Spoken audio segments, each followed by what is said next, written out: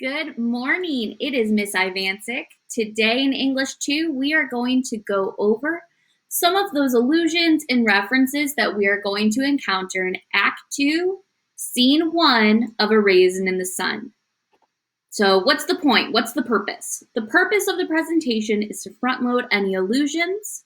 Remember, allusions are when an author refers to something that does not exist in the world of the text as we know it.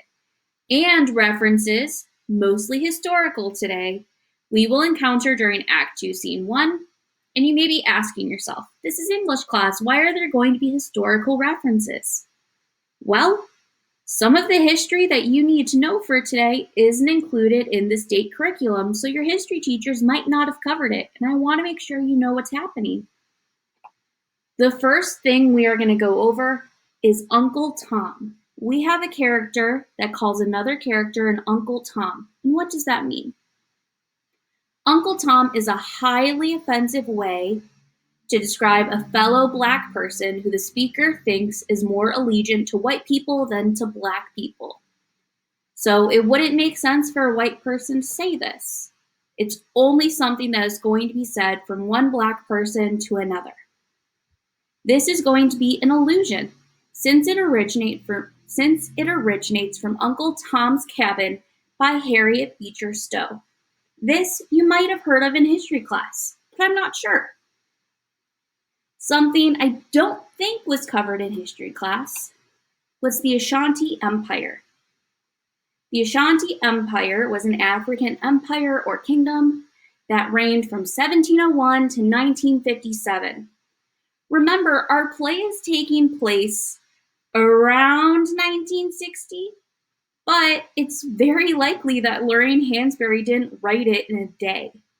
So, while she was writing it, it's very likely the Ashanti Empire was currently falling or was still intact. Today, what we need to know is that the Ashanti Empire would have been located in modern Ghana.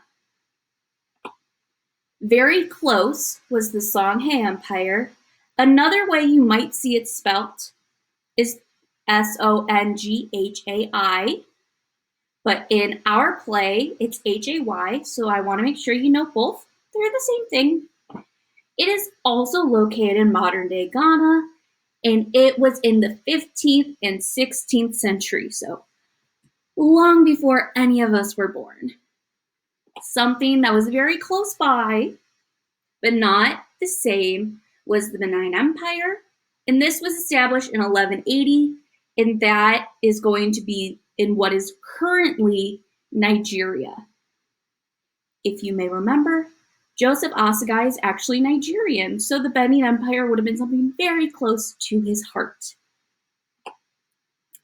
The last thing, I want to make sure that you at least know the surface of what it is Bantu. Bantu is an ethnic group that originates in Africa. However, it's also a family of languages. If you've seen The Lion King, you know what Swahili is. Hakuna Matata would also be considered Bantu. So that's something that's really important to know as we go into our reading this week.